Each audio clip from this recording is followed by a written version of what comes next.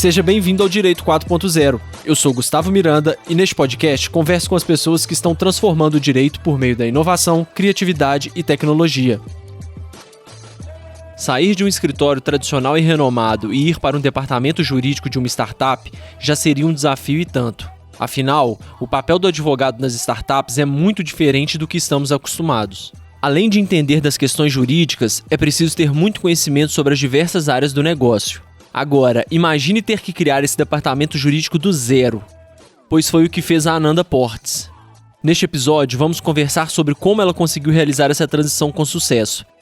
Ela é Head of Legal na Maxmilhas, especialista em gestão estratégica de departamentos jurídicos pelo INSPER, cofundadora do Instituto de Juristas Brasileiras, membro do Women in Antitrust Law, do Jurídico de Saias e do Women in Law for IT. Para você não perder nenhum dos nossos próximos episódios, siga o Direito 4.0 no seu player favorito. Siga o nosso Instagram, que é @Direito 4.0 Podcast. E também estamos no LinkedIn. É só procurar Direito 4.0 Podcast. Beleza? Vamos nessa? Ananda, seja bem-vinda ao Direito 4.0. Você trabalhou por muitos anos em um escritório de advocacia e até então, pelo que eu estou percebendo aqui, a sua carreira foi majoritariamente dentro de um escritório de advocacia, se a gente levar em consideração o tempo, né, por enquanto. E, de repente, você resolveu dar uma virada nessa sua carreira e começou a trabalhar para uma startup e montar um departamento jurídico dentro de uma startup que é a Maxmilhas. Então, vamos começar falando o que aconteceu nesse tempo que você decidiu fazer essa mudança tão 180 graus assim na sua carreira. Ei, Gustavo, bom dia. Primeiro, muito obrigada aí pelo convite para participar do podcast. Fiquei muito honrada. Já ouvi vários episódios do Direito 4.0 e sempre trazem muito insight, além de boas histórias inspiradoras. Assim, para mim é um privilégio poder fazer parte daqui. Então, eu trabalhei no escritório desde que eu me formei, né? Eu entrei como estagiária no escritório. Antes eu tive a oportunidade de trabalhar em outro escritório de advocacia, de tributário, Barroso Musi. Trabalhei no Tribunal de Justiça também, mas na época eu era monitora de processo civil da professora Juliana Cordeiro e ela me fez o convite e eu fui para o escritório. Ela foi até uma das responsáveis aí por me despertar para a advocacia, assim. E aí, fiquei lá, assim, muito realizada. Acho que ali é um privilégio, assim, trabalhar com o professor Humberto Teodoro, o escritório, assim, a gente tem a possibilidade, né, como é um escritório boutique, para uma estrutura, com uma estrutura menor, que é uma advocacia que a gente fala quase que artesanal, né, então a gente tem a possibilidade de aprofundar muito em cada causa, os sócios, né, são muito qualificados, e então era assim uma oportunidade de aprendizado ímpar. E eu sempre gostei muito de estudar, tive a oportunidade de fazer um mestrado, estando lá, assim, eles têm também muito esse estímulo para a parte acadêmica, né? Entendem que isso complementa a advocacia. Então, assim, fui muitos anos muito realizada. E aí, coisa de talvez uns 6 meses, um ano antes de eu sair, eu comecei a não ter o mesmo brilho no olho que eu tinha antes, assim. E lá no escritório eu atendia muitas empresas, sabe, Gustavo? Eu acho que talvez 90% dos nossos clientes lá eram empresas. E aí, às vezes, eu ficava pensando em como seria estar do outro lado, assim. Como seria a atividade, a rotina e tal.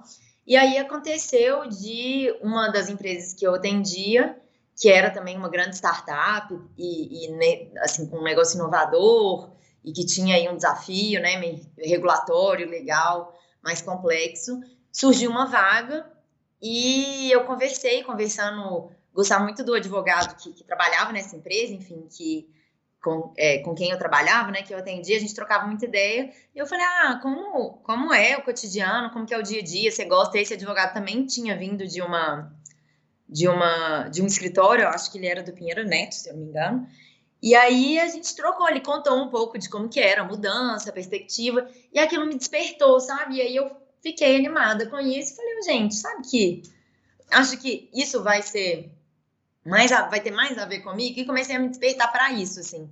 Então fiz a seleção nessa empresa, já estava avançando, indo para as etapas finais, quando a Max Milhas, que também era cliente lá do escritório do professor Humberto Teodoro, fez contato comigo, falando, olha, a gente está crescendo eles estavam agora sentindo a necessidade de ter um corpo jurídico interno e tal, ter um advogado interno, né? Não era nenhum corpo jurídico, assim, um advogado interno. E me pediu indicação. E aí eu falei, ai, conte-me mais, né? Para ver se eu mesma posso ser essa indicação, né? Quem sabe, né? Qual que é o perfil que vocês estão imaginando, quanto tempo de experiência.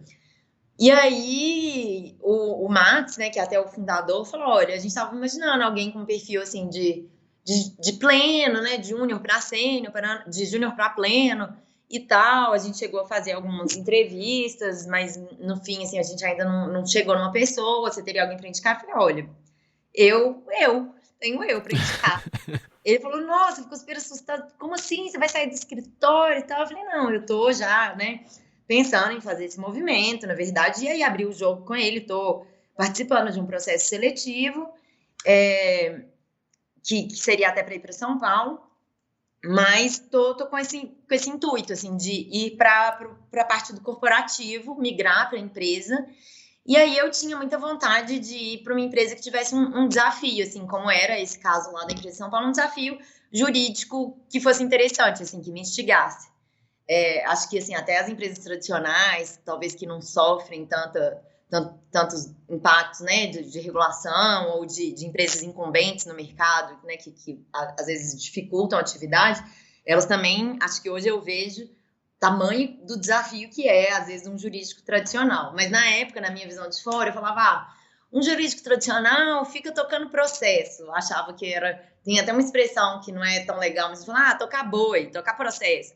Como se fosse uma coisa, às vezes, menos legal, menos interessante, menos desafiadora do que um jurídico que, né? E, assim, hoje eu acho que essa percepção até mudou um pouco, sabe, Gustavo? Hoje eu vejo como que é muito além de tocar processo, atividade do jurídico interno. Mas aí, na época, casou com essa minha vontade de ir para um jurídico, enfim, de uma empresa que tivesse desafios e tal. Falei com ele e falou, a gente estava pensando em uma pessoa mais júnior e tal. Aí eu falei, olha, tem várias pessoas para te indicar, né? Eu fui monitora durante muito tempo na faculdade, então acabei conhecendo muita gente muito boa de serviço. Então eu falei, olha... Aí ele falou, então deixa eu pensar. E aí pensou, voltou no dia seguinte, falou, não, tem um interesse sim, vamos conversar. Aí eu comecei a fazer o processo com eles e acabei ficando aqui, né? E aí, assim, eu lembro da primeira vez que eu fui à sede da empresa, assim, eu me senti muito bem. É um ambiente muito diferente do que eu estava acostumada, né? Assim, o ambiente de escritório de advocacia, e aí dessa advocacia, como diz o Giovanni Faria Leimer, né? Essa advocacia de boutique e tal, que é muito, muito pomposo, muito mais formal e tal. E aí você entra no escritório de uma startup, e lá o ambiente é maravilhoso, assim, parece que você tá entrando no Google, assim, sabe? Com aquelas almofadas, e o ambiente todo muito bonito, e tudo, as salas de reuniões todas de vidro e transparente, e a forma, assim, muita gente jovem, lá tem gente de todas as idades, assim, mas também, não sei, é um ambiente, assim, que é uma cultura, é tudo muito diferente, e acho que o próprio espaço físico já te diz muito nesse começo. E eu me senti incrivelmente à vontade, assim, sabe? Eu falei, putz, sabe quando você entra num lugar, você fala, não, me senti pertencendo? Então eu fui fazer esse teste lá, teste de cultura, entrevista com o pessoal do Gente de Gestão, e nesse dia eu falei, nossa, acho que eu quero trabalhar aqui, sabe, assim, fiquei comigo, assim, e aí foi, assim, aí eu recebi a proposta e acabei indo, eles não tinham, à época, né, ninguém no jurídico, então eu fui para criar um departamento mesmo, e aí aqui estou, né, fez agora, na verdade, fez no começo do mês 2 anos. Legal, muito legal. E assim, eu tenho certeza que muitas pessoas também estão vivenciando essa mesma situação sua, meio que de... Eu não sei nem se é um cansaço ou um desencanto mesmo de trabalhar em um escritório, aquela coisa que não... Talvez pelo longo período, que aquilo como você usou a expressão, né? Não dá mais aquele brilho nos olhos e tal. O que você acha hoje que leva isso a acontecer? Você acha que é uma coisa meio que geral por causa da estrutura? Porque eu percebo isso muito em várias pessoas, sabe? Não é uma coisa pontual, assim. Pelo menos essa é a minha visão. Não sei se você também tem contato com outras pessoas que estão vivenciando isso também. Você acha que isso é uma coisa realmente que é um reflexo do meio, da forma com que a gente foi criando essa estrutura meio quadradona de direito, de escritório de advocacia, e aí as pessoas agora estão vislumbrando outras oportunidades que podem, né, voltar a dar esse brilho nos olhos e engajar mais e trazer desafios e a pessoa se sentir pertencente e fazer parte de um projeto legal. O que você acha que culminou com com essa sua desmotivação e dessas outras pessoas que possam também estar vivenciando isso? Eu acho, Gustavo, na verdade, que eu não conhecia esse nicho de atuação do direito corporativo, sabe? Eu me lembro na faculdade eu tinha lá uma ideia minha, uma concepção de que eu queria passar pelas diversas áreas para saber escolher melhor qual que eu queria seguir. Então, eu queria atuar uma época em órgão público, então fui lá trabalhar no tribunal, queria atuar em escritório, queria... E engraçado que na época não passava pela minha cabeça, eu pensava em fazer um estágio tipo na AGU ou numa advocacia de Estado, enfim. E não passava pela minha cabeça que uma das searas assim, de atuação do direito, uma das áreas mesmo seria o corporativo. Então, acho que assim, eu desconhecia mesmo esse nicho de atuação. Acho que a gente não tem muito... Acho que é um mercado mais restrito, assim, né, por número de pessoas. Acho que você vai ter menos postos de trabalho dentro de empresa do que em escritório de advocacia.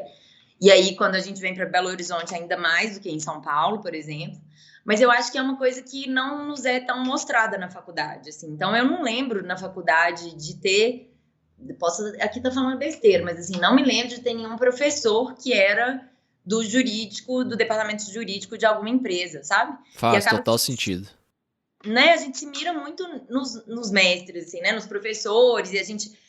Para a gente escolher, assim, então, qual carreira que eu vou seguir. Eu tive lá professores juiz, desembargador, muitos advogados e tal, mas não tinha, assim, AGU e defensor público, mas não tinha ninguém que tinha essa atuação dentro de empresa. E você não tem também, né? O que eu acho que é uma pena, porque eu acho que é uma matéria super relevante, inclusive para quem opta por outras carreiras de escritório ou da carreira pública e tal, que é uma matéria, às vezes, mais voltada para gestão. E, enfim, não tive contato com isso, eu não enxergava muito essa área, sabe? Então, assim, a possibilidade de trabalhar em empresa, como funcionava. Eu tenho uma coisa que eu sempre gostei muito da interface do direito com outras áreas, né? Então, eu lembro que na faculdade fiquei 1 ano indo lá para o campus fazendo matérias optativas, fiz uma disciplina de política, fiz uma disciplina de marketing. Eu adorava, assim, nossa, essa de marketing, então, lembro lá do livro do Kotler e Keller, eu, na faculdade de Direito lá, lendo meu livro de marketing, e, assim, me deliciando com aquilo, como que ler revista, assim, e os meus colegas, assim, uns falando, nossa, Ana, mas o que você está estudando esse trem de marketing? E eu falava, nossa, isso é muito legal. E eu acho que isso até, mais para o fim da faculdade, eu tive a disciplina de Direito da Concorrência no 10º período. E aí eu, assim, apaixonei por essa área, que foi até minha área de mestrado e tal. E eu acho que um pouco do que me atraiu nessa área foi justamente essa interface com a economia, com essa coisa de estudo do mercado, que até passa, às vezes, por algum conhecimento de marketing, enfim, de negócio. Que, assim, embora eu goste do direito, né, e gosto muito, assim, de estudar, acho que nada como a gente ter contato com profissionais, né, muito realizados e muito competentes para nos mostrar como pode ser gostoso, né, então acho que nesse ponto, a convivência, assim, que eu pude ter lá no escritório com a professora Juliana Cordeiro, assim, que eu acompanhei ela, acho que quase metade da minha faculdade como monitora, me fez tomar muito gosto pelo direito, e aí, assim, direito das obrigações, direito processual civil, direito tradicional. Mas eu gosto muito dessas outras áreas, sabe? E aí, acho que isso que me despertou para o direito à concorrência no final da faculdade, me despertou também muito para o corporativo, que eu só fui conhecer um pouco depois, já quando eu já advogava, que eu fui começar a enxergar esse mercado, sabe? Porque é um mercado que você tem você tem todas lá as competências jurídicas e técnicas, né, que são importantes, mas que você também tem que entender um pouco de contabilidade, de finanças, de marketing, de gestão, de atendimento, de customer success, né? Assim, você amplia muito seu leque, aí você tem relações governamentais, institucionais, relações públicas, você acaba tendo que navegar em outras áreas, assim, né, do conhecimento. E isso eu acho que é muito instigante. Então, acho que isso foi o principal fator, assim, de atração para mim pro mercado corporativo. Legal. E foi uma coisa, beleza. Aí você chegou lá, então, voltando aí para sua linha do tempo. Você passou no processo seletivo, chegou lá para montar um departamento jurídico do zero de uma startup. Deu tempo de você se preparar? Você se preparou de alguma forma ou foi uma transição tão rápida que você teve que chegar lá e ir aprendendo ao longo do tempo? Como é que foi essa chegada lá na Max Milhas? Então, Gustavo, foi até na entrevista, eu lembro lá na entrevista final, assim, eu falei, gente, pode parecer um pouco contraditório, mas isso que vocês estão me mostrando e que depois eu vim a descobrir que era só a pontinha do iceberg, que seria, assim, o que eles entendiam que o advogado faria na Max Milhas, sabe? Uhum. É muita coisa para uma pessoa só. Eu sei que vocês não têm ninguém e que vocês estão fazendo, mas assim, eu te falo que é muita coisa para uma pessoa só. Então, assim, eu acho que para entregar isso com qualidade eu vou precisar de mais gente. Vocês entendem isso e tal? Eles, não, vamos, a gente vai conversando, vamos entendendo a necessidade. E aí eu entrei, não tive tempo, na verdade, eu saí do escritório e coincidiu com a data do meu casamento. Então, saí, casei, saí de lua de mel, voltei para Max Milhas, sabe? E aí eu entrei em outubro, e aí também, hoje olhando para trás, falo, gente, eles foram usados e eu também, né? Porque como que eu vou montar um departamento sem nunca ter estado num departamento? Essa era uma das minhas próximas perguntas. Eu acho que em algum momento talvez eu tenha subestimado o tamanho desse desafio, sabe? Você tinha experiência lá no escritório de lidar com os clientes, né, pessoa jurídica e tudo mais, empresas, mas a gente vê quando a gente está do outro lado que é um pouco diferente, né? Não é tão simples. O dia a dia a gente não tem a percepção global, né? Exato, eu acho que eu tinha só uma faceta, né, da coisa, assim, então, e acaba que essa área, e isso eu acho que é um gap que em alguns lugares estão começando a perceber e trabalhar, você tem pouca bibliografia, né, tem lá aquela teoria dos 70, como que é? 70, 20, 10, né, de como a gente aprende, né, então, que é 70 fazendo, acho que 20 talvez conversando e 10 estudando. Mas eu sempre fui muito de estudar, assim, então eu me deparo com uma coisa que eu não sei e eu vou, eu preciso de bibliografia.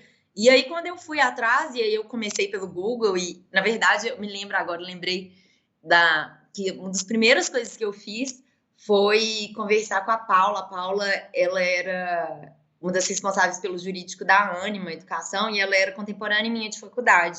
E ela acho que era das únicas pessoas que eu conhecia, assim, além dos meus clientes, mas com quem eu tinha mais liberdade, que trabalhava em empresa. Então eu falei, Paula, pelo amor de Deus, marquei um café da manhã com ela e falei, me explica, como se faz? E aí ela foi super generosa e me falou, enfim, me deu um monte de dicas e, assim, compartilhou muito da experiência dela. Recorri também a um outro amigo que é gestor. Falei assim, nossa, mas me dá bibliografia. E ele me passou uns livros do Falcone e tal, que eu fiquei assim, onde que eu tô, pra onde que eu vou, sabe? E aí, eu entrei no final do ano, em janeiro, se eu não me engano, eu fui fazer um curso do INSPER, e aí eu, assim, cavando, né, na internet, aí descobri uns livros que falavam sobre corporativo, tem uma obra coletiva aqui da Comissão de Direito Corporativo da OAB de Minas, tem algumas publicações do Intelijur, que é um instituto lá que o José Newton coordena, de melhores práticas de departamento jurídico. Aí fui caçando, assim, fuçando mesmo, né? Tinha um curso, teve uma época que tinha um curso no IBMEC, também voltado para o corporativo, mas que não tinha na época que eu estava, enfim, buscando mais. E aí descobri esse curso no INSPER, que é Gestão de Departamentos Jurídicos. E quando eu descobri, falei, meu Deus, é isso. E o curso era aí um valor bem salgado, e eu tinha acabado de entrar na empresa, e a empresa tem, assim, até um benefício para investir em educação, né? Então, assim, você tem lá um valor proporcional ao seu salário que você pode investir, mas que tem um requisito de ter, se são 3 meses ou 1 ano de empresa, para você usufruir disso. Eu falei, putz, acabei de chegar, né? Tinha que já mostrar serviço e ainda vou pedir para fazer um curso. Mas, falei, tô precisando. E acho que vai ser bom para a empresa. E aí fizemos lá um acordo que eles me ajudaram com uma parte, eu investi um valor também, uma parte. Fui para São Paulo para esse curso de imersão. E aí eu acho que ele foi o primeiro divisor de água, sabe, Gustavo? Porque lá é um curso, sei lá, com talvez umas 30, 50 pessoas, não sei, todos são de departamentos jurídicos. E aí os professores também todos com experiência em departamento jurídico. Então foi muito bom para me situar, assim, então o que o jurídico faz? Como que ele funciona? Quais são os desafios? Quais são as melhores práticas? Além da troca com os colegas, né? Então você tinha, assim, a maioria até, acho que mais sênior do que eu, então alguns diretores jurídicos, vários gerentes e outros que às vezes mais num nível, não sei se de advogado sênior, enfim, mas todos que já atuavam nessa área. E aí foi muito, muito boa a troca, assim, né? Para mim, eu conheci pessoas incríveis e até hoje a gente tem lá nosso grupo no WhatsApp, que a gente faz benchmarking, troca informação, troca indicação. E aí esse curso foi muito legal, assim, para me dar uma situada melhor no que tipo assim, a que vim, sabe? Então, que eu desconfiava, acho que tinha essa vantagem que eu já conhecia o negócio, né? Porque eu advogava para a empresa, então conhecia uma parte dos desafios do negócio, tinha as informações do que eles achavam que poderia ser tocado pelo advogado interno que entraria, que estava, às vezes, pulverizado em diversos setores e tal, e conduzido por não advogados. Mas, cara, era a pontinha do iceberg, sabe? Assim, eu não tinha visão do todo. Entendi. E assim, ainda tem um fator que eu vejo que além do fato de ser o jurídico interno de uma empresa, é um jurídico de uma startup, o que também já é um outro ser, né, completamente diferente do que um jurídico tradicional, né? Como que é ser um jurídico de uma startup? E assim, acho que é legal até a gente já, às vezes alguém que não conhece a Max Milhas, falar um pouquinho do que é a Max Milhas, para as pessoas entenderem que é um modelo de negócio inovador e você deve ter se deparado com questões aí que, né, totalmente fora da realidade que você estava acostumado. Então, o que é a Max Milha e como que é fazer esse jurídico? Como que um jurídico de uma startup tem que acompanhar a cultura e as ideias dessa startup, né? E tem que se desvestir, assim, tirar essa roupagem do advogado tradicional. Olha, eu acho que, primeiro, assim, a diferença de um jurídico tradicional para um jurídico de uma startup, acho que tem sempre aquele chavão, né? Não é chavão, acho que é uma grande realidade, mas que de tão repetida vai virando até um chavão, que é o jurídico de empresa não pode ser visto como um obstáculo para o negócio, ele tem que ser um de negócio, que a gente ouve isso, assim, né? Quase contra batom, assim, todo dia. E aí, eu acho que se isso existe nas empresas tradicionais, você imagina na startup, né? Porque a empresa tradicional, ela já está acostumada com a formalidade, com processos bem definidos, com protocolos, com, às vezes, algumas burocracias, vamos dizer assim, que garantem, né? Um compliance e uma organização maior para a companhia. Numa startup, não, né? E a Max Milhas é uma startup que tem, acho que 6 anos, assim, então ela surgiu com o propósito de conectar, né, quem quer comprar passagem com quem quer vender milhas, e ela, assim, teve um crescimento exponencial, né, nós somos, acho que, o maior caso de bootstrapping do Brasil, assim, dobrou de tamanho, depois triplicou de tamanho, depois quadruplicou de tamanho, foi um crescimento muito rápido. E aí a gente tem as dores do crescimento, né, e a própria flexibilidade, aí, tanto do mindset, né, que também é outra palavra complicada, mas tanto da visão das pessoas que trabalham, do cotidiano, assim, quanto da própria organização da estrutura, ela não está tão acostumada a receber, a lidar com, às vezes, as formalidades que o trabalho jurídico traz, né? E aí, acho que o desafio de não ser visto como tem que passar pelo advogado, um obstáculo, alguém que não agrega valor, que na verdade é só mais um processo que eu preciso para fechar esse negócio, ou aí vai ter que validar com o advogado, vai ter que discutir com o advogado, que tem aquele linguagem que ninguém entende e que só dificulta o trabalho e tal. Acho que isso é ainda mais forte quando a gente está falando de um contexto de uma startup, né?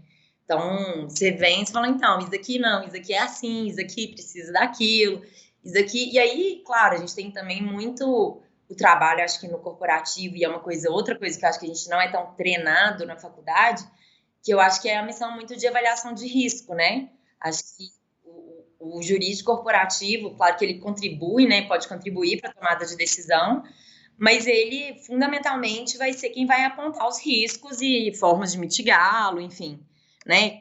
Para embasar, né? Dar elementos para uma tomada de decisão mais efetiva do gestor. E...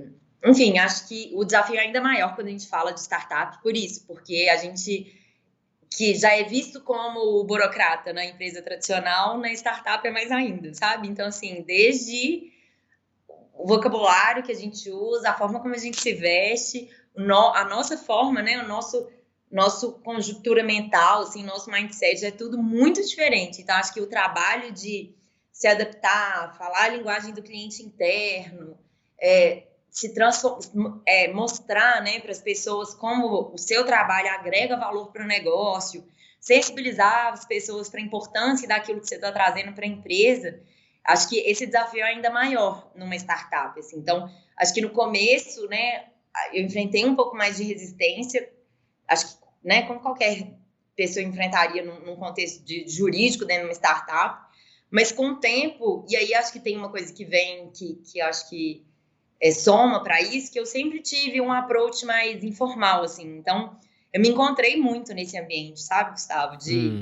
Eu lembro, desde a época da faculdade, tinha uma piada que eu queria explodir o sistema por dentro, porque eu ia lá para a Fafiche, ficava fazendo minhas disciplinas, usava All-Star, óculos caro, e aí eu era meio uma extraterrestre, assim, na época era um pouco menos diversa, né, a faculdade. Mas, assim, eu sempre gostei assim, dessa informalidade. Vamos falar com o cliente pelo WhatsApp, que é assim que ele quer comunicar, e vamos ser mais rápido, sabe? De não ter que escrever atenciosamente, cordialmente, poder escrever só um abraço no final do e-mail.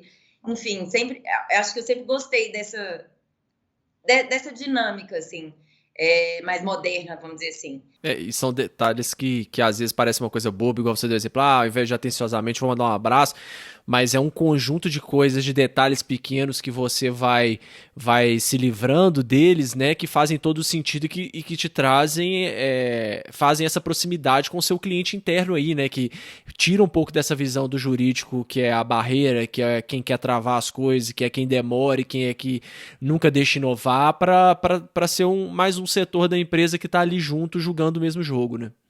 Exatamente. Eu acho que, assim, até eu lembro de você e o Giovanni comentarem no episódio dele, lá, o Giovanni da Abuser, que até a roupa, né? Eu achei muita graça, eu dei risada do Giovanni falando, não tinha nem roupa para ir trabalhar. E, né, eu trabalhava de terno todo dia, e comigo foi um pouco parecido. Eu falei que antes eu tinha a roupa de trabalhar, roupas formais e tal, e roupa de viver. E aí, de repente, eu falei, uai, agora eu vou com a roupa de viver pro trabalho, né? A roupa fim de semana pro trabalho, como assim? Eu vou de All-Star trabalhar? E ficava ali meio perdida. E aí teve um dia, um caso engraçado que foi, acho que eu fui pro outro extremo, porque aí também foi uma coisa que eu percebi com o tempo, que em alguma medida as pessoas esperam do advogado um pouco mais de uma seriedade, assim, então acho que cada vez menos, mas assim, você vai num médico, você não tá esperando um médico todo tatuado, cheio de piercing, com uma roupa toda alternativa, né? Você vai ficar mais tranquilo com um cara ali com uma roupa um pouco mais formal. E eu acho que tem algumas profissões tradicionais que trazem um pouco disso. Eu acho que o advogado é um pouco delas, né? No começo, teve um dia, eu nunca esqueço, a gente foi negociar um contrato com enfim, um fornecedor. E aí, não era planejado, mas falou, a pessoa, a gestora lá do administrativo, falou, não, você pode me acompanhar nessa reunião? Vai ter hoje à tarde, vai vir o advogado desse fornecedor. E aí a gente discute para chegar num acordo. Eu falei, putz, eu tava com vestido longo, um moletom e tênis. Eu falei, se eu entrar nessa reunião, o advogado vai olhar e falar assim, o que é essa menina? Primeiro que acho que eu apareço ser mais nova do que eu sou, e segundo que ele vai olhar, tipo, isso daí não é advogado. Então, assim, eu fui aprendendo e eu falei, não. Aí teve um outro dia também que a gente acabou entrando com uma ação e eu tive que despachar E peguei uma sandália de salto da Nathalie, uma advogada que trabalha comigo, peguei o blazer do outro e fui despachar. Então você vai percebendo que assim, não, você precisa de ter, acho que assim, não dá para ir completamente avacalhado, vamos dizer assim, avacalhado, né? Mas completamente informal. Então muita gente vai de, sei lá, de bermuda e chinelo na Maximilias. Aham. Mas eu sinto que até esse cara que tá de bermuda e chinelo, talvez ele tenha uma expectativa que a advogada não vai estar de bermuda e chinelo, sabe? Exato. É essa flexibilidade e ter essa percepção, né? Acho que no próprio episódio do Giovanni a gente mesmo fala lá de que você também não vai querer chegar no tribunal fazer uma sustentação oral com uma roupa de sair, de passear, né? O advogado tem que saber dosar isso, né? Exatamente isso que você falou. A gente comunica muito, né, com a nossa roupa, inclusive. Tudo, né? Tudo é uma linguagem. A fala é uma linguagem, a roupa é uma linguagem, os gestos são uma linguagem. Então, a gente tem que saber alinhar essa linguagem e adaptar essa linguagem para os diversos ambientes que nós, como advogados, vamos transitar, né? Eu acho que esse aqui é o ponto X, é ter essa percepção para saber desempenhar o seu papel ali dentro de cada situação que você está vivenciando. Mas quando você chegou lá na Maximilias, quantos funcionários ela tinha? Vixe, mais ou menos. Só pra gente ter uma noção de tamanho, assim. Eu acho que na época ela devia estar com uns 250 e estava em franca expansão. Então, já quando era grande, cheguei, né? Já estava na nova sede. E aí a gente tinha 2 andares nessa nova sede. E aí estava em construção o 3º andar. Então, eu já estava lá quando foi inaugurado o 3º andar. Então, a gente já estava bem apertado, já não estava cabendo direito. E aí, a gente foi para antes da pandemia, a gente estava com mais de 400 colaboradores. Entendi. E por que eles optaram por... você sabe qual que foi o raciocínio deles para falar, não, agora está na hora de nós termos um jurídico?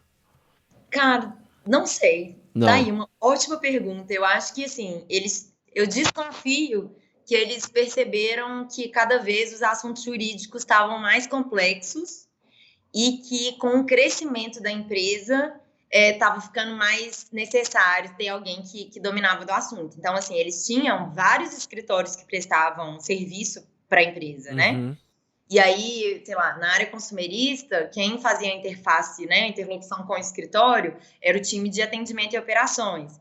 Na área, sei lá, societária, era o time financeiro. E aí, acho que eles foram vendo que a coisa foi tomando uma complexidade maior, o negócio foi crescendo muito. Então, né, e uma necessidade também de ter mais segurança. Então, nos contratos que eles vão assinar, de ter mais um respaldo. Assim, acho que tem alguém dentro de casa que vai também falar essa língua, né, do jurídico, assim, de ter o domínio técnico para fazer, talvez, porque não dá também, né, para internalizar tudo, então a gente internalizou parte só, mas que consegue, às vezes, fazer uma interlocução com um prestador de serviço externo com mais qualidade, né, com mais input pelo conhecimento técnico aliado ao conhecimento do negócio, né? É isso aí. A minha pergunta é até assim, para saber se tinha alguma demanda, se estava com alguma crescente de processos, ou se não, se foi uma evolução natural mesmo de amadurecimento da empresa. Então, pelo que você está falando, é realmente uma questão mais de amadurecimento mesmo, né? Eu acho que era de amadurecimento, e eu acho que, assim, por exemplo, questão de processos. A demanda de processos era crescente, mas de forma muito proporcional ao crescimento da operação, entendeu? Entendi. Então, não era uma coisa, porque depois, mais para frente, a gente teve 2, né, situações mais sensíveis que aumentaram a quantidade de demandas judiciais. Acho que tivemos, né, sofremos aí com uma hiperjudicialização do setor aéreo e, junto com isso, veio a quebra da Avianca e agora a crise da pandemia, né? Então, isso naturalmente acabou trazendo mais demandas, assim. Mas a Maximilias sempre teve um diferencial muito grande de atendimento ao cliente, sabe? Assim, estamos aí a duras penas tentando manter isso durante esse momento que é muito sensível para o negócio, assim, para o setor como um todo, mas acho que isso faz com que também, proporcionalmente ao volume de vendas, né, a quantidade de processos não fosse tão significativa. Entendi. Sobre a pandemia também é até um assunto que a gente pode até tratar depois, que eu acho que você deve ter vários insights aí relevantes, mas voltando para para o momento de organizar esse jurídico, né? Por isso que eu estava perguntando a quantidade de processo, se tinha alguma demanda fora da normalidade, assim. Porque quando você chega para montar um jurídico de uma empresa, de uma startup dessas, como que você chega e organiza as prioridades? Porque eu imagino que são tantas coisas que você vai ter que... É claro, você falou lá, né? Na entrevista, você imagina algumas coisas, a empresa imagina outras, e na hora que a gente vai colocar em prática, a gente sabe que nem sempre sai tudo tão certinho assim, que surpresas acontecem, você tem que adquirir um sistema que não estava previsto, você vai ter que adquirir mais pessoas que também não estavam dentro do escopo. Como que você chegou e organizou as prioridades? Olha, para eu ter um jurídico que fale a língua da empresa e que também, imagino eu, não dá para você montar um jurídico, vamos chamar assim, de tradicional numa empresa tão inovadora, porque isso não vai funcionar. Então, como que você alimentou, organizou essas prioridades e estabeleceu assim, bom, para eu ter um jurídico que consiga acompanhar a evolução dessa empresa, eu preciso disso, disso e disso aqui? Olha, sendo muito franca com você, Gustavo, eu acho que no começo eu vivi uma angústia tão grande, mas tão grande, porque eu queria muito entregar, eu queria produzir, eu queria trazer resultado. Uhum. E eu acho que eu não tinha dimensão do quanto que eu precisava de conhecer da companhia para conseguir entregar alguma coisa. Então, acho que assim, se eu estivesse falando com a Ananda de 2 anos atrás, acho que a primeira coisa que eu falaria, assim, de dica para ela seria, cara, você não vai entregar nada, sei lá, no primeiro mês. Você vai só conhecer, aspas, conhecer a empresa. Então, assim, conhecer as pessoas, conhecer as dores da empresa, fazer uma imersão em atendimento e operação, uma imersão no negócio, assim, em cada um dos setores, entender quais são os desafios do marketing, da tecnologia, né, da engenharia, de customer success, quais são os desafios da diretoria, o que o financeiro sente de necessidade, assim, entender mais aprofundadamente, assim, o que acho que eram as dores das pessoas, o que as pessoas esperavam do jurídico e entender na minúcia, assim, como que funcionava a operação. Porque, assim, falando parece simples, né? Falar, então, uma pessoa, né? O Gustavo tem milhas que vão expirar e ele vai vender, a Ananda quer comprar uma passagem, a Max Milhas faz o match das duas pessoas. Mas, na prática, o negócio é um pouco mais complexo, assim, sabe? Para fazer essa mágica acontecer, tem muita coisa por trás. E é uma curva de aprendizado grande, assim, né? Então, para entender, eu acho que eu teria investido mais tempo em conhecer a empresa, as pessoas, sabe? Conversar, era uma coisa que eu não fiz de uma forma estruturada, claro que eu fui fazendo, né? Assim, então, marcando uma reunião com um, com outro, mas assim, eu não tive essa visão de que eu primeiro precisava de ser, tipo assim, dominar aquilo na ponta da língua, dominar o que a gente faz, como que faz, né? E aí fazendo, né, o meu raio-x para ir propor alguma coisa de uma forma mais estruturada. Então, na prática, o que aconteceu comigo, eu fui fazendo. Então, assim, eu cheguei, por exemplo, contratos, era tocado pelo departamento de compras, e na época, existia muita insegurança na adoção de assinatura eletrônica. Então, isso foi uma das coisas que eu já fiz de início, assim, falei, não, gente, vem cá, tem isso, os nossos serviços são esses, hoje a gente já tem decisão, assim, até do STJ, dispensando, inclusive, testemunha, em contratos com assinatura eletrônica, é uma coisa que eu acho que o risco é muito baixo. Então, a gente tinha aquela gestão de contratos que trocava minutas, sabe? Então, assinava a via, mandava para o cara voltava, mandava de volta a via assinada por correio. Muitas vezes a gente tinha uma coisa que para mim é muito mais, vamos dizer assim, arriscada, né? Mais frágil do que a assinatura eletrônica, que é a assinatura, nem sei se é tecnicamente assim que se chama, né? Mas que eu chamo de digitalizada, que é assim, você assina o contrato e manda uma foto, sabe? Uhum. E eu falava, gente, isso para mim tem menos segurança do que a assinatura eletrônica. Então, foi uma das primeiras coisas, assim, que eu fiz. Fui também... Depois que eu entrei, a gente teve aí, um pouco depois, já começou a crise da Avianca, e aí acabou aumentando um pouco o nosso número de processos, né, na área do direito do consumidor.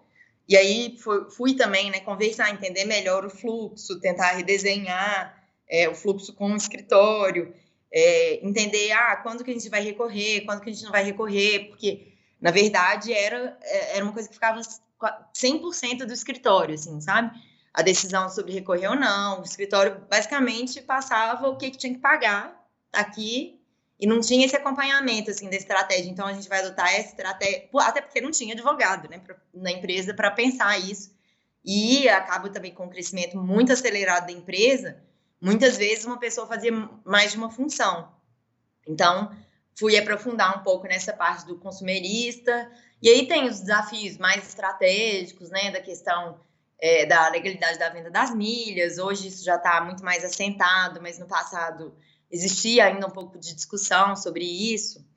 É até um ponto interessante, assim, desculpa te interromper de novo, mas são dois pontos que eu acho muito interessantes que você falou e viram um pouco também, às vezes, desse chavão que a gente vai repetindo achando que é uma coisa que não tem muita fundamentação prática e acaba virando uma verdade simplesmente porque as pessoas estão repetindo. Mas eu acho muito legal isso, porque tudo até agora que você falou, nada você disse estava vinculado a qualquer tipo de tecnologia. Tirando essa questão de assinatura, que é um detalhe que eu vejo assim, e uma coisa tão pequena que proporciona uma agilidade e uma segurança e uma rapidez, enfim, melhora tanto o fluxo de trabalho, que é assim, é sensacional, mas em momento algum você chegou e falou assim, nossa, aí a primeira coisa que eu foi adquirir um sistema de gestão super, né, o mais de ponta possível, ou eu comprei esse sistema, ou eu comprei alguma coisa e comecei a analisar a jurimetria, nada disso. Você falou uma coisa sensacional que eu precisava entender do negócio, que é onde eu acho que as pessoas acabam falhando muito em se deslumbrar, e a gente sempre fala aqui também dessa paixão que a gente acaba tendo pela tecnologia, e não enxergar a tecnologia como um fim em si mesmo e só como um meio, né? Bom, você precisava entender do negócio, esse é o básico do advogado moderno e do advogado que consegue atuar de forma estratégica, até para ele poder sugerir coisas para o cliente, ele precisa saber todas as áreas, ele precisa entender do negócio mais do que ninguém, ele precisa pesar os riscos, ele precisa saber de tudo isso para ele poder dar o parecer dele. Então isso é muito legal e só reforça essa frase que a gente vem repetindo ao longo do tempo. Você precisa entender do negócio do cliente, precisa entender do negócio do cliente. E é a verdade que você está trazendo aqui para a gente, que na prática isso é o que faz toda a diferença. Isso é o primeiro ponto que eu achei sensacional e já é uma lição assim gigantesca para todo mundo que estiver passando, ou estiver montando um jurídico, ou que estiver pensando em mudar de carreira, ou já estiver trabalhando num jurídico mesmo e às vezes tá lidando muito com outros pontos que não são os pontos centrais os pontos que vão trazer valor para o cliente, né? Que é entender do negócio. E o outro ponto que eu queria ver é essa questão realmente da legalidade, né? Que deve ter sido, principalmente no começo da empresa aí, um sufoco para você, porque dependendo de como se entendia essa questão das vendas de milha, você coloca o negócio todo, você acaba com o modelo de negócio da empresa, né? Então, como que você lidou com isso?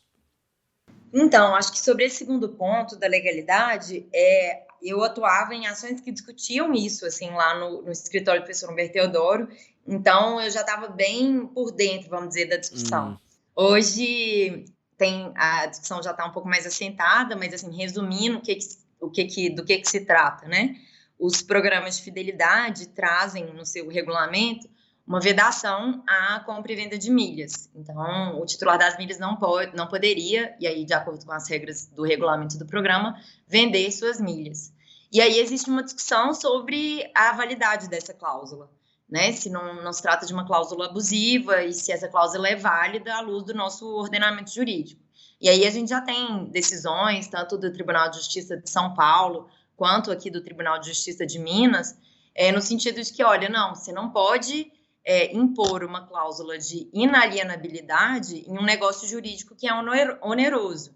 Então, assim, né, trocando em miúdos, não em juridiquês, eu comprei as milhas. Então, eu paguei por elas. Elas não são um brinde, né, como às vezes lá atrás alguns programas de fidelidade defendiam. E se eu paguei por elas, eu posso sim fazer o que eu quiser, inclusive vendê-las, né? E ainda mais quando a gente vai para a perspectiva, assim, do equilíbrio do contrato, né? Do contrato de adesão do consumidor. Então, assim, hoje já tem esse entendimento já mais tranquilo da legalidade da venda da milha. E aí eu falo no judiciário e acho que no próprio mercado, né? Acho que várias atividades, né, quando elas surgiram aí, disruptivas, inovadoras, no começo, muitas vezes elas eram vistas com alguma suspeita, algum receio de, né, E acho que hoje o próprio tempo, né, e o volume da nossa operação, o crescimento do negócio e quantas milhares de pessoas, né, já voaram com a gente e entenderam, assim, e acho que a coisa se assentou. Assim, acho que um pouco como aconteceu com a Uber no começo, que era vista como, esse transporte clandestino, sabe? E que hoje já é mais do que uma realidade, né? Eu acho que é um pouco, acho que do que está acontecendo com a Buser hoje, acho que é um pouco do que viveu a Max Milhas, assim. Então, a gente já tinha esse desafio, eu já estava por dentro dessa discussão, e que era uma das coisas que me fez querer ir para Max Milhas, assim, sabe? Porque eu achava que era, assim, é uma coisa que traz benefício para todo mundo, né? Uma economia do compartilhamento, até é uma vamos dizer assim, dessa nova economia, né? Você tem um bem lá que é ocioso, que vai expirar e que você pode simplesmente fazer uma grana extra com esse bem, né? Com essa milha, por exemplo. E, por outro lado, você viabiliza viagens de milhares de pessoas que não teriam, às vezes, recurso para comprar uma passagem. Então, assim, acho que, para mim, me dá muito senso de propósito. Acho muito legal essa missão nossa aí da empresa. E achava legal esse desafio da legalidade, enfim, dessa discussão toda sobre o modelo de negócio, que sim, é uma discussão muito estratégica, né? Porque diz sobre o modelo, assim, do negócio. Mas que, graças a Deus, a gente está cada dia aí mais tranquilo e tendo isso mais superado. Agora, sobre o primeiro ponto que você falou, Gustavo, da tecnologia, eu vindo de escritório, embora não fosse um escritório de volume e tal, a gente tinha lá o nosso ERP jurídico, né? Um sistema, um software para gestão de processos. E fiquei meio perdida quando eu cheguei, tinha só uma planilha de Excel. E, na verdade, na Max Milhas a gente usa mais Google Sheets, Google Docs, do que o pacote Office mesmo. Então, eu já não era tão lá próxima do Excel, quem dirá do Google Sheets. E comecei a ter que fazer a gestão no Google Sheets. Eu lembro que esse curso que eu mencionei, que eu fui fazer no INSPER, uma das perguntas que eu fiz para um professor que foi falar, né, da gestão do contencioso judicial era: professor, tem uma carteira de X processos. O senhor acha que eu preciso já de contratar um ERP? E para mim, ele ia falar assim, um sonoro sim, com certeza. Fala, você é louca, você não tem ainda, né? E ele, não, isso daí, acho que até o dobro disso daí você gere muito bem numa planilha do Excel. Aí eu falei, eu que não vou pedir. Hoje a gente contratou, então, agora, foi esse ano que a gente contratou e a gente está já no final da implementação de um ERP. Hoje a gente tem um recurso também de jurimetria que tem nos ajudado aí com informações em tempo real e predição, que chama Deep Legal, que já está com a gente há algum tempo, agora a gente está trabalhando na integração com o nosso ERP. Mas, assim, eu concordo muito com o seu ponto, sabe, Gustavo? Eu acho que às vezes a gente ouve o canto da sereia com essa parte de tecnologia e a gente acaba querendo e achando que é necessário muito mais do que a gente precisa. A depender do tamanho, né, do seu contencioso, por exemplo, você faz uma gestão muito bem feita com Google Forms, Google Sheets e com WhatsApp, sabe, assim? Total. Eu acho que dependendo você faz uma gestão melhor, porque a flexibilidade que você tem e a capacidade de extrair dados e montar os dados da forma com que você quer, às vezes isso é um ganho que esses sistemas tradicionais de prateleira do mercado não conseguem te dar, né? Porque eles são mais engessados, né? Exatamente. Mas realmente a gente fica achando que a gente precisa e fica pipocando, né? Você vai nessas associações de Lotec, de Legaltech e fica ouvindo, né, muito... entra no LinkedIn, você é assediado por muitas informações sobre tudo que existe, tecnologia, você fica, putz, será que eu tô ficando para trás? Mas eu concordo, eu achei muito boa, assim, muito feliz a colocação do Giovanni também, de que o WhatsApp é a melhor plataforma de ODR que tem, né? Exato. Assim, às vezes não precisa de um grande... Assim, acho que eles têm também a somar, mas não vejo como sendo indispensável. Isso, esse é que é o detalhe, né? Claro que tem a somar, mas no momento certo, da forma certa, e não consumir simplesmente porque, nossa, tá todo mundo falando de jurimetria, eu preciso de ter um programa de jurimetria, sendo que nem dos seus próprios processos você consegue ter uma organização mínima, né? Eu acho que é muito por aí mesmo.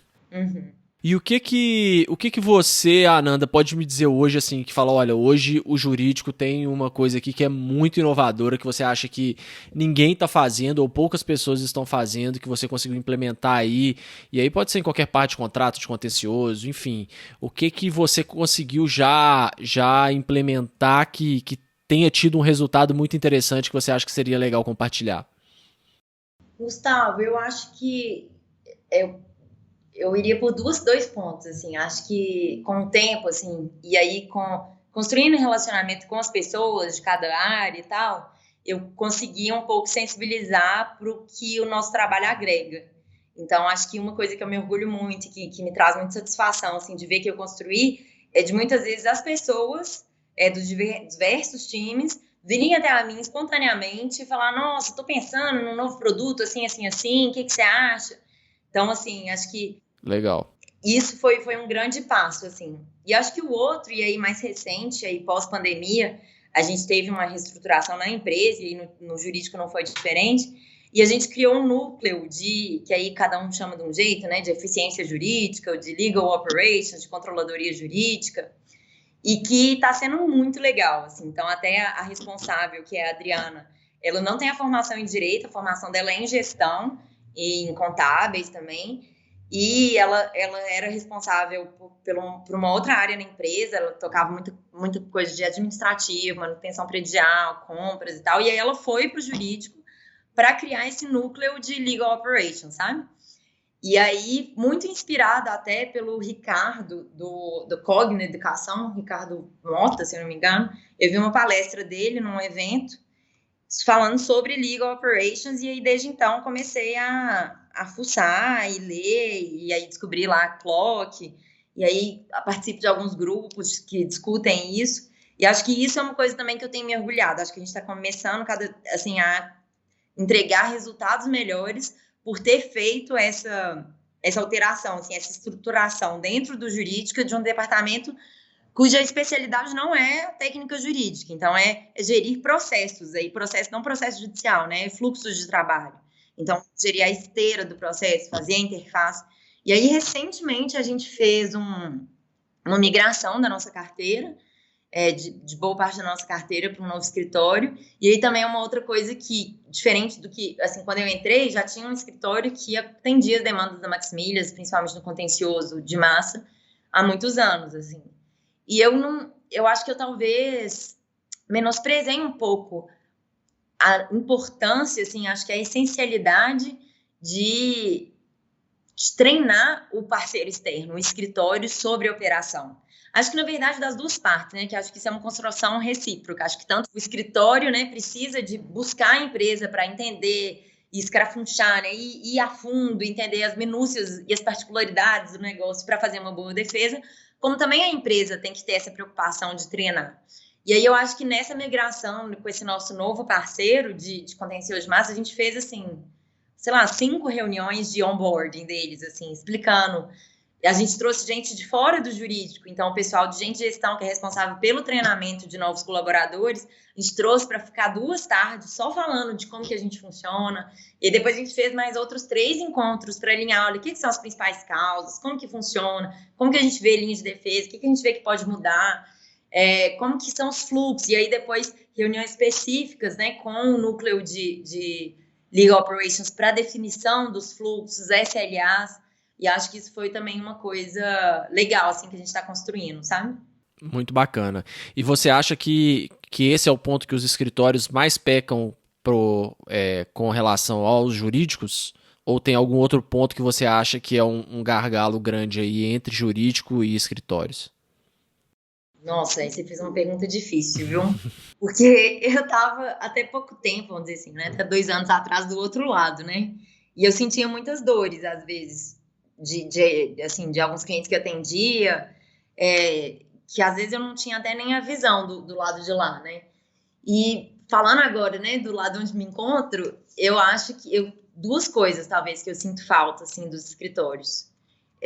Um é esse conhecimento da operação, que aí eu acho que faço a meia-culpa, porque eu acho que isso compete também ao gestor jurídico interno instigar o escritório a conhecer da operação. Então, né, não dá para você ficar só esperando o cara te pedir, Eu acho que você tem que também ter um pouco uma proatividade nisso, então acho que esse seria um primeiro, do conhecimento de informação. E o segundo é um conhecimento jurídico do assunto. Então, assim, em algumas situações eu discuti com alguns escritórios que, mas isso daqui, e aí o escritório queria que eu desse a solução, e eu tinha até lá, desconfiava de algumas soluções, trabalhei muito tempo com contencioso, mas assim, o escritório estava ali para me dar as opções. Então, assim, não, mas eu quero que você me aponte quais são, né, a seu ver, as vias, e qual que é o ponto positivo e negativo de cada uma delas. Uhum. E aí eu falo desde direito material, então você vai, vou atender então uma startup, a Max Milhas, no ramo aéreo, de passagens aéreas. Cara, você tem que entrar de cabeça em resoluções da ANAC, Código de Defesa do Consumidor, lei de agências de turismo, e você tem que se aprofundar daquilo, né? Senão não adianta você... Porque eu acho que o que o gestor, né, jurídico interno, ele espera é que o escritório venha e acrescente. É claro que a gente, por estar ali na lida diária, a gente sabe de algumas particularidades e falar, importante resolução tal, mas assim, eu espero que o escritório esteja muito antenado para ele também me trazer, não, você viu que foi publicado uma resolução outra e que acompanhe muito o setor, sabe? Então, eu acho que esse conhecimento, tanto do direito material aí, específico da operação, e aí direito material no sentido amplo, não só de leis, mas aí de resoluções, normas, e de até estar acompanhando, assim, o que está sendo discutido no legislativo, enfim, quanto de um direito, às vezes, até processual, de, assim, é o escritório que tem que me falar o que ele entende, assim, fui intimado para cumprir uma liminar. Escritório, me indique, né? Você acha que eu tenho que cumprir? Qual prazo? Qual o meu risco de não cumprir? Você acha que a gente recorre? A gente tenta um efeito suspensivo e se não der, a gente cumpre? Como que... Né? Eu acho que, assim, o escritório tem que trazer essas opções. Então, eu acho que, assim, um desafio, acho que no atendimento, e principalmente do contencioso de massa, é o escritório externo ser parceiro realmente, e aí parceiro em toda a extensão do que a palavra traz, né, assim, que vai conhecer o negócio, vai dividir, assim, as estratégias e tal, e não só, vamos dizer, uma terceirização da parte do copia e cola, assim, sabe? Então, um cartório externo que vai só imprimir, assinar, juntar, fazer isso. Então, assim, que seja um escritório que agregue, e aí agregue do direito material, do direito processual, de informações sobre o mercado, que esteja antenado, sabe? Muito bom, isso aí, para quem tá ouvindo isso aí, advogado que presta serviço para a empresa, agora a Ananda deu uma aula aí, uma oportunidade assim gigantesca. Se você não tá fazendo isso, corra, porque daqui a pouco vai ter alguém que vai fazer isso melhor do que você. Então, e eu concordo assim 100% com o que a Ananda disse e acho que cada vez mais quem não souber fazer isso tá fora, totalmente fora do mercado. Não consegue acompanhar mais a evolução do mercado se você simplesmente for aquele escritório totalmente reativo e não tiver essa proatividade e não buscar entender do modelo de negócio mesmo. Ananda, vamos falar um pouco de Covid, infelizmente. Imagino eu que tenha sido aí talvez o maior desafio da empresa, provavelmente, porque é uma pandemia que afetou todo mundo, mas que ela atinge de uma forma muito grande o core aí da empresa, né? Como que vocês passaram por isso? Como que foi a chegada da pandemia? O que vocês tiveram que fazer aí com relação à empresa e os desafios jurídicos que isso trouxe? Olha, Gustavo, acho que foi de longe o maior desafio da empresa, viu? A gente viu, de repente, assim, nosso faturamento bruto cair para, sei lá, 10% do nosso movimento, né? A própria disponibilidade de voos, né? Então, fechamento de aeroportos, fechamento de fronteiras, foi, assim, acho que um impacto que ninguém estava esperando, né? Eu já ouvi comparações na indústria do turismo, especificamente, da crise que foi gerada pelo 11 de novembro. Nem se compara, né? Nem se compara, que essa teria sido até então a maior crise no turismo internacional, principalmente e tal. E nem se compara, assim, acho que é uma coisa que a gente não... era imprevisível, inimaginável e que realmente foi muito, muito... foi um impacto muito pesado para a empresa, assim. A gente teve que tomar uma decisão muito difícil de desligar quase metade do time e assim, acho que uma empresa que é muito centrada em pessoas, né? o fundador, o Max, ele é uma pessoa extremamente humana, assim, você vê como foi um desafio, às vezes até pessoalmente para ele difícil, sabe?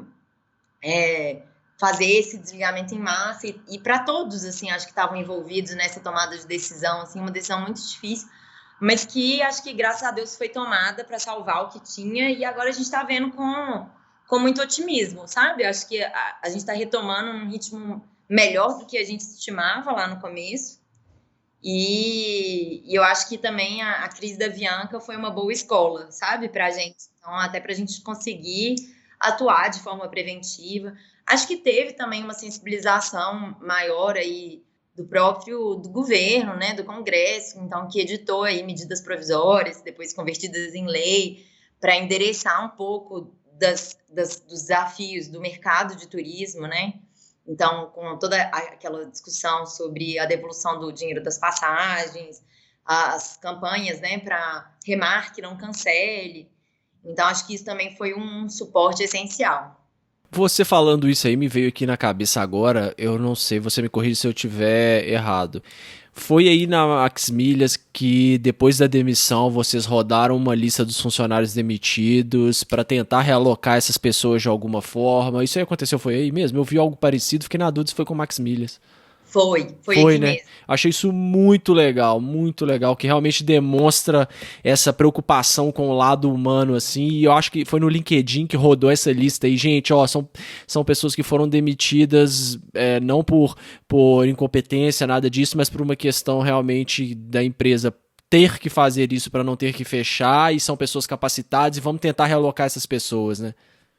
Exatamente. Foi aqui, a gente, obviamente, né, perguntou para as pessoas, você quer ser incluído, mas a gente teve um engajamento e aí um trabalho, assim, louvável do time de gente de gestão para ajudar, e aí não só do time de gente de gestão, acho que de todos os times, assim, para ajudar na recolocação das pessoas, acho que, eu não tenho o número agora, mas muita gente, acho que talvez a grande maioria já esteja recolocada, no meu time, várias pessoas já estão recolocadas. E aí, só que assim, né, eu lembro de ter recebido de várias pessoas assim, Ananda, você viu que tá rodando essa planilha? Eu falei, vi, a gente que tá disponibilizando. Fiquei preocupado. E aí a gente teve também aí colegas com uma atuação bem infeliz, abordando nossos ex-colaboradores. Nossa, para entrar com reclamatório. Mais de um, para entrar com uma reclamatória trabalhista. E assim, né, chegamos a fazer denúncia, inclusive, porque, né, isso é absolutamente mais... Isso também é uma tranquilidade que, em termos de compliance trabalhista, o nosso é muito cuidadoso, assim, como eu disse, né? O cuidado com as pessoas. Eu falo que, para quem vem de um outro ambiente de escritório, eu custava acreditar no começo que funcionavam, como que as coisas funcionavam, assim, porque é realmente a pessoa em primeiro lugar e um cuidado com o colaborador que é muito bonito, assim. E aí, eu acho que esse cuidado todo também acaba refletindo, a gente não tem nenhuma ação trabalhista, e não foi diferente agora depois desse desligamento, sabe? Muito legal mesmo. Então, Ananda, pra gente já ir caminhando aqui pro final do episódio, eu vou fazer algumas perguntas rápidas, as respostas não necessariamente precisam ser rápidas, mas só pra gente conhecer melhor você, quem é a Ananda, qual que é a dica mais valiosa que você já recebeu? E aí pode ser dica de vida, dica profissional, o que você quiser compartilhar. Nossa! Difícil, né? Difícil. Não é?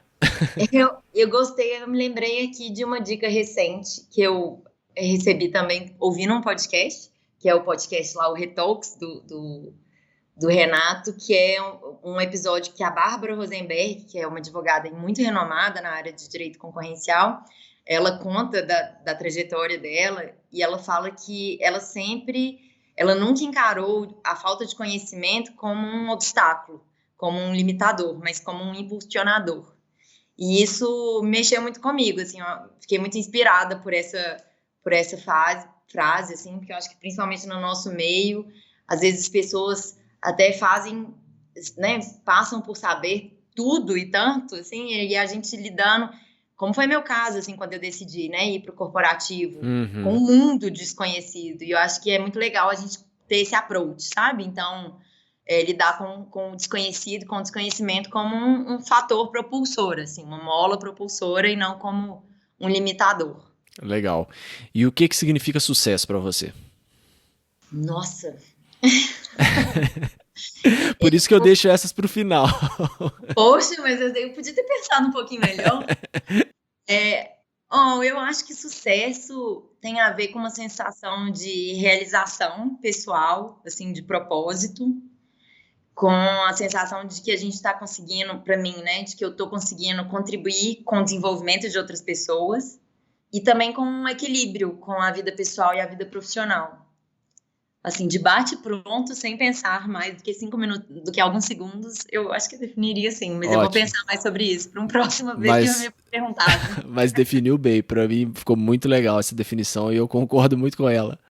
E eu acho, Gustavo, que assim, até meu irmão tem falado muito isso sobre a gente se conectar no CPF, né? Eu acho que por mais que a gente esteja trabalhando numa estrutura de um CNPJ, no fim a gente é CPF. Então, até nesse novo escritório, quando a gente foi fazer o primeiro contato de onboarding, eu falei, a gente queria puxar aqui uma apresentação, mas pessoal, assim, porque no fim a gente se conecta, não é com a Ananda, gerente jurídica, Maximilias, ou com fulano, advogado sênior ou sócio do escritório, né? É tipo com a Ananda, sei lá, mineiro, feminista, esposa do Tiago, que gosta disso, sabe, assim? Uhum. E aí, eu acho que é isso, eu acho que quanto mais a gente tá confortável, né, e com essa proximidade do mundo do trabalho e da vida pessoal, quanto mais a gente tem, acho que liberdade de ser quem a gente é na vida pessoal, no nosso ambiente de trabalho, acho que mais próximo a gente está aí também da minha concepção de sucesso.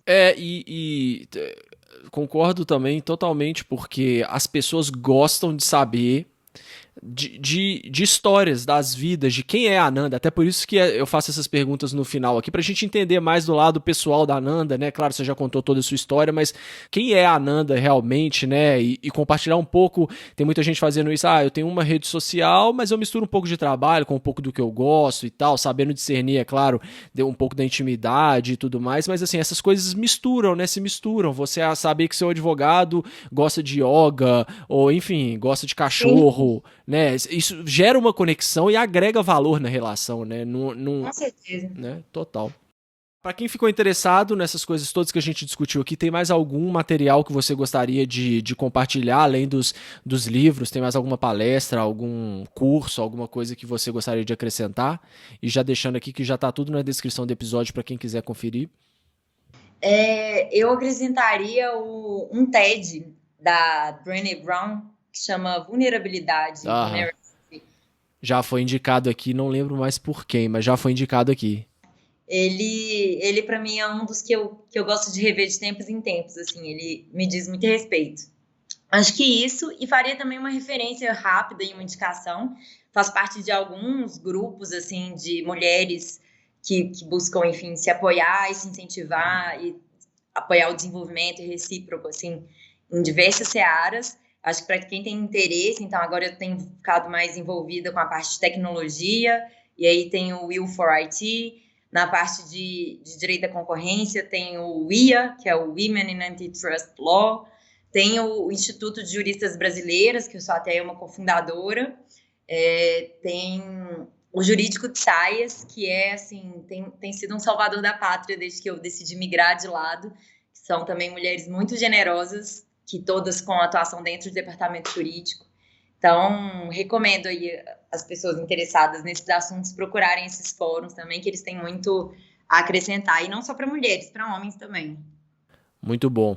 E para quem quiser te acompanhar nas redes sociais aí na internet, quais redes que você usa? Eu uso o LinkedIn. Eu tenho um Instagram, ainda tô aí nessa crise de se eu abro um Instagram para misturar um pouco mais de pessoal e profissional, mas eu fico meio viciada demais no Instagram e eu tento deletar ele de tempos em tempos. Então... Quem nunca, né? Aí meu LinkedIn acho que é Ananda Portes. Beleza. Então, Ananda, mais uma vez, muito obrigado por participar do Direito 4.0. Gustavo, obrigada a você, foi um prazer. Espero depois a gente poder encontrar aí pessoalmente e continuar essa conversa que foi super agradável. Com certeza, também adorei. Muito obrigado. Até o próximo episódio, pessoal.